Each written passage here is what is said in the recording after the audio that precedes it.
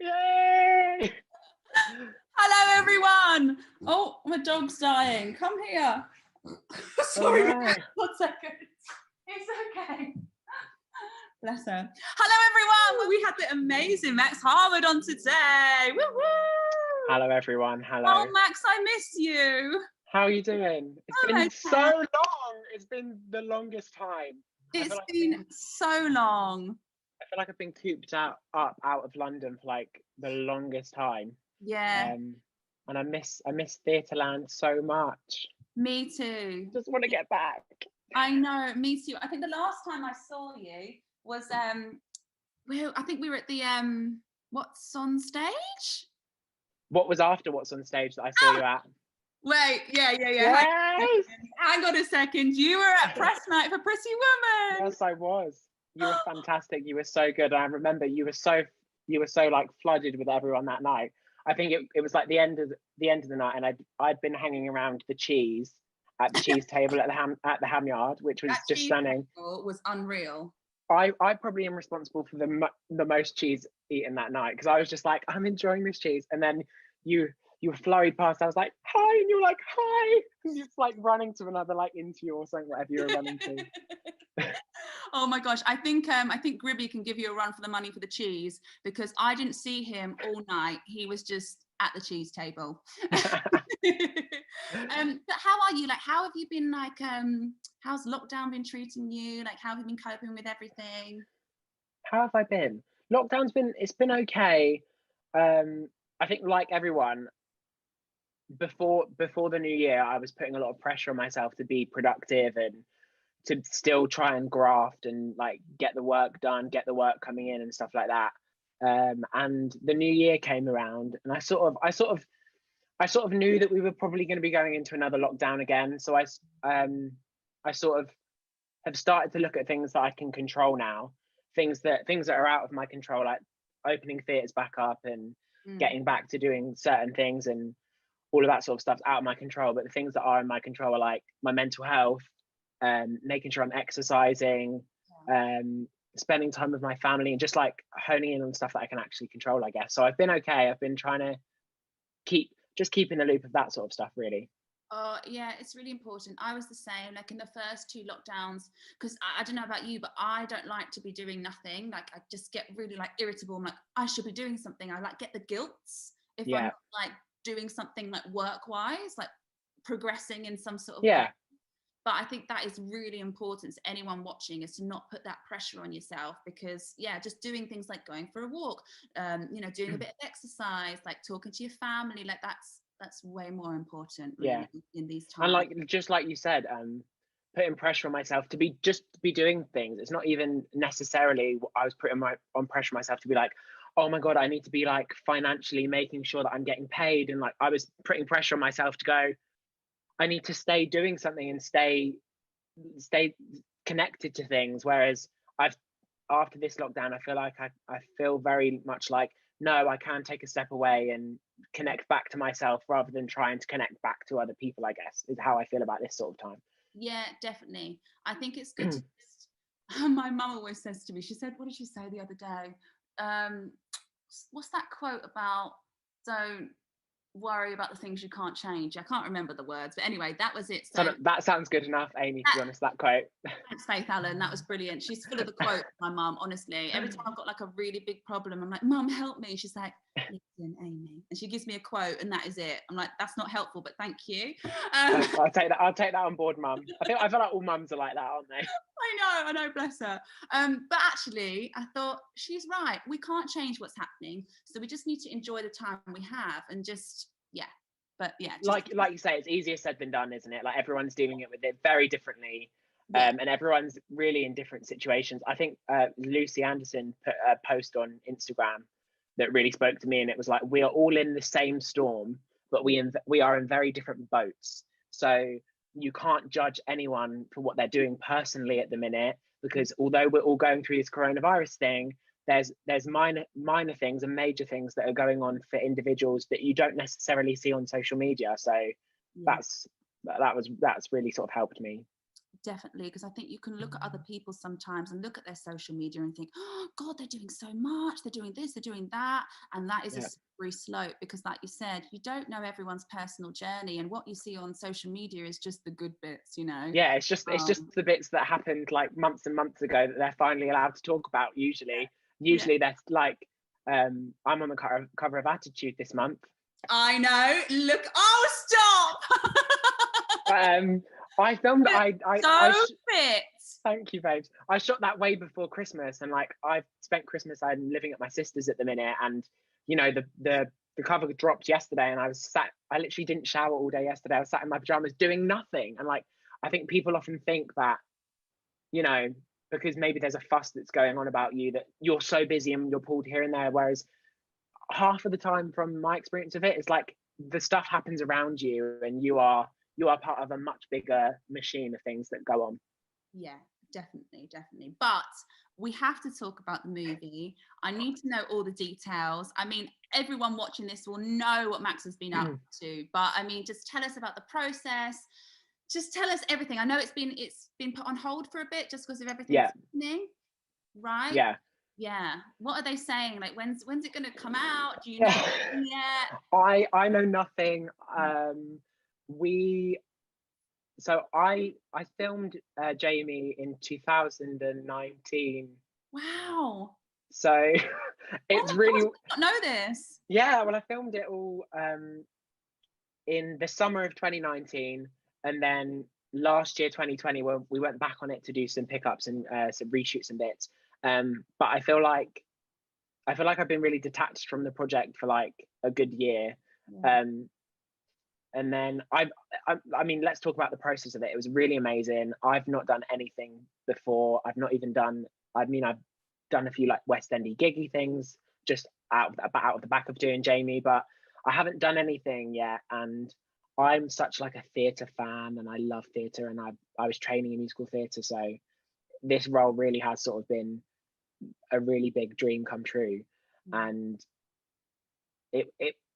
it's everything different to what I thought this industry was going to be. I think when you're young and you see people like yourself, you know, people who are nominated for Olivier's and people that are like in the best show in town, I think you often go, oh my God, it's really unachievable. And it's really sort of,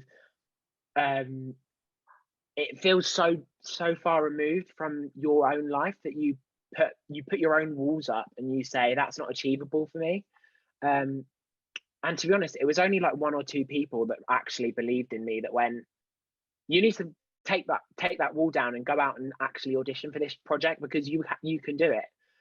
And that's what happened. I sent in a self-tape, and that was it. I literally had to tell a story about myself. I told a story. It was about the time that me and my sister used to put on shows in my living room.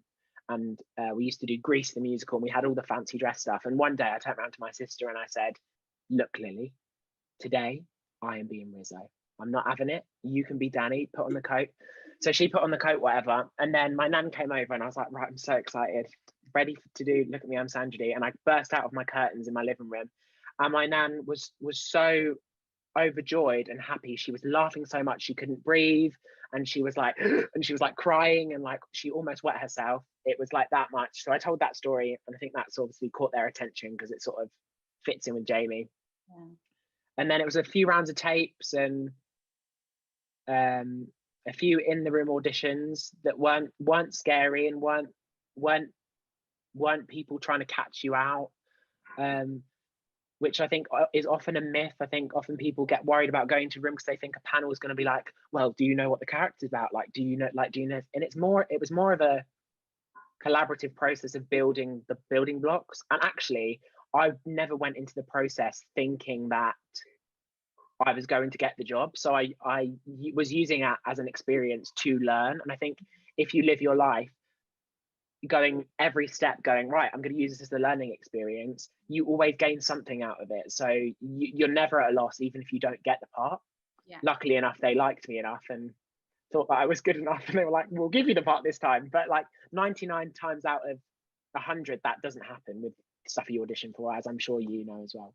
Oh gosh, of course. I mean, I worked out the other day, I think I've been in this industry like 17 years. 17 years. Can you deal with that? Literally, Most of that has been a lot of no's, a lot of doors in my face, you know, all of those sorts of things. And then obviously with Six and stuff, it kind of really changed my life. But it's good, like, yeah, like it was amazing. But your story is amazing as well. Like going into an audition with that, just like that positive sort of feeling of, I don't know what will come from this. I'm just going to give it a go. I'm going to give it my best shot and then learn from that experience and then let it go is so valuable. Because I think when you go into audition rooms and you have this assumption that they kind of want you to fail. They don't. They really don't. They want you to walk in and be the person that they see in their head. Yeah. You know? And actually, this is the thing as well, and you've just put the nail on the head. If you're not the person they see in their head, you're not going to get the job. No. So, and that's not to do with your talent. It's not to do whether you can sing the songs. It's not to do whether you can dance or do a triple pirouette or do the splits. If you're not the person that they look at and they say, that's who I've got in my head, you're not going to get the job 100 times, like 100% of the time. It's just, it's so that simple. Yeah. So you can't, what I'm trying to say then is that you can't get down about, No. oh, I'm not good enough, because it's not a reflection on your talent 99%. And, you know, often or not, the people that are on a panel, a casting director, a director, from my experience, the casting director and the director, they don't act. So they don't do my job. So they don't sing. So they don't know how to sing. So I'm going in and providing my job, and I'm trying to see if I'm the puzzle piece that fits in their whole piece of their jigsaw, I guess. Exactly. It's almost in a way you're kind of auditioning them. It's a collaboration at the end of the day. Like there should be no status involved where it's like you and them. You're coming in there to see if you fit their, you know, brief and the same vice versa. So never feel like you shouldn't really have that sort of, I mean, it's easier said than done. Yeah, like I said, especially I think talking about it from the perspective I am now, I do definitely feel more empowered in my experience to do that now. But like I feel like when you are growing, when you're, you know, trying to break into the industry, that can be really, really difficult to, because you don't want to come across as arrogant, but you also don't want to come across as shy. You just have to go in, and I always see casting, and I say this all the time, as like, you know, when you go into Tesco's and you're like, you really fancy something sweet today, like you just want, oh, I don't know, cake or chocolate or sweets, and you're in the sweet aisle and you're looking at all the sweets, and you know, oh, you can't have 100 bags of sweets today, you've only got to have one. I love all of the sweets, but today in this moment, I pick up the Smarties. Yeah. And like, that's what casting is and what auditioning is. It doesn't mean that the rest of the options were bad. It means that actually my instinct was that, and that's what I chose. And that's sort of how I got through it, I guess. Exactly. What was the just when you got the job, when you got that offer, what was going through your head? What did you think? Like, where were you? I need to know all the details, please. So I didn't have an agent at the time, and I was auditioning in secret. I was at drama school. I was in my second year, and you're not allowed to audition. So I was like skipping school to go to the auditions and saying I was unwell. Sorry, I know you shouldn't do that, but like I was doing that. So I hadn't told anyone that I was auditioning, and my parents and my sister and my family obviously knew. And I was actually in the room with the director. We just had a whole day. We were reading with all of the boys that were in for the role of Dean, who's the bully.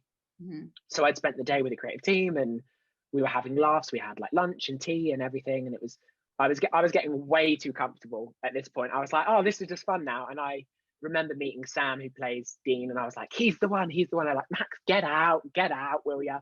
And then they're like, can you just stay? At the end of the day, we just want you to come back in. And they were like, oh, we're going to do some improv now. And I thought, oh God, this is where I lose the job. I was like, the improv is going to be weak. This is where everything fails for me. Luckily, we just did the scene, and then we ran into some improv. And then Jonathan Buttrell, the director, on camera basically said to me, how would you feel if I offered you the role of Jamie in Everybody's Talking About Jamie the Movie? And I sort of froze. And I looked at Kat, who was associate producer, and I looked at Shaheen, the casting director, and I was like, are you sure? Like, is this a joke? Like, I thought Prank Patrol was going to come out, like MTV Punk. I was like, I don't really know what's going on. And I went, oh, can I call my mum? And the cameras were still rolling. So I like call my mum. They've got this all on footage. It will come out at some point. Hopefully maybe they'll do one of these like documentaries about how they made the film. Yeah. Fingers crossed. And I just remember being like so baffled and also nervous, because then I was like, oh, I've got to actually do the job now. Isn't that interesting? Because you see it on like TV and people are screaming and they're jumping all over the place and going mad. But it's sometimes like, it's just shock. I was exactly the same with Pretty Woman. I didn't think I'd get that job. Like, I had no idea. So yeah. Actually, I got that call. I was like, huh? What? You're like, you sure? You sure? Like, are you sure about this? Because I don't know if I can do it, guys. So. Yeah, literally 100%. That's how I feel. And I feel like part of that is like actors' imposter syndrome, which everyone, no matter what you've done, no matter how much you've done, you feel it, and you feel it really hard. And I remember getting the job, and I came away from that audition, and I sat on the train on the way home, and I was like, oh, like I feel a bit like nervous now. Like, and I hadn't felt that nervous the whole time throughout the whole audition process. It was the reality of having to do the job that when the nerves kicked in, because obviously, you know, Jamie, much like Six, is one of those shows that has a fan base who all have opinions, and they like who they like, and they're very vocal about that, which we love them for many reasons, but it can make it really difficult for the actors. So I knew that there'd be pressure to whenever they were going to announce that I was playing the role, that people were going to have opinions. And I think that's really hard when you've not been in the industry at all, and then suddenly loads of people are having opinions of like whether you're right for the role, whether you look right, whether your voice is good enough, like all things that actually are nothing to do with them, and it's not their production, they're not the ones paying you. But you don't want people to hate you or not like your work. That's not why we do this. We do this to tell really important stories. That's why I'm an actor. But you don't want to do that with not feeling like you're serving the community that the story's for, I guess. How did you deal with that? And how do you like ongoingly deal with that, like the social media and people's opinions? And because I don't know about you, but obviously Jamie's got an amazing fan base, so is Six. They're also supportive, they're also lovely, but every now and again there is that negative comment, or there is that, you know, nasty thing that's been said. And I struggle with it. I'm much better at it now, but it's almost like you can have amazing things said about you, but that one thing that's horrible just sticks with you. Like, how do you deal with that? It's an ongoing thing, to be honest. But it's much like you say, like you get hundreds of comments, and then there's that one trailer reaction video where someone goes, oh, I don't think he's very good, but like Richard E. Grant, and you go, all right. But then also then the way I combat that is that I always say, if someone has taken the time to write a comment or make a video or write a massive paragraph in your DMs, they've taken the time, and that's on them, and they are interested, and they are talking about you, and they're having an opinions. And actually, I would like to be someone that people have opinions on. So whether they are negative, whether they are positive, they are all opinions. And I know that's easier said than done. If they're pure nasty, if they're like about appearance or anything, I do have to find some sort of banter with it and some sort of laughter with it, because it's so not becomes about you. Because, like, you know, the person that you are on social media, and I've learned this as I've gone through, the person that I'm becoming with my social media is not completely detached, but someone who is a step away from who I really truly am, because you don't want to give your full self 100% of the time. And that's not going, I'm being fake on social media. That's me going, I'm actually just protecting myself, so that if you do say something horrible, it's not about my family, it's not about my personal life, it's about my work.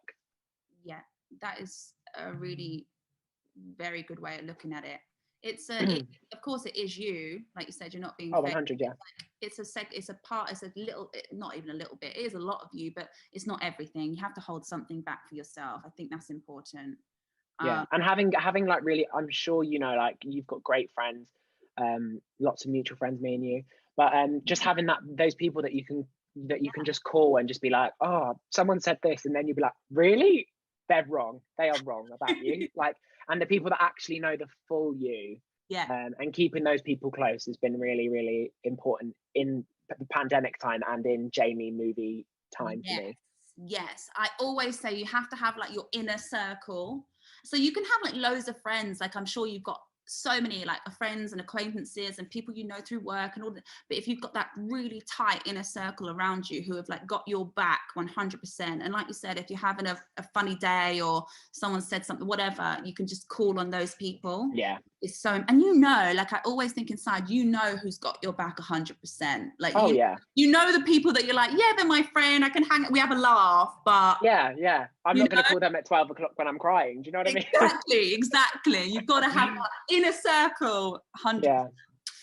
We've had a few questions come in. One of them is, how good are you at walking in heels?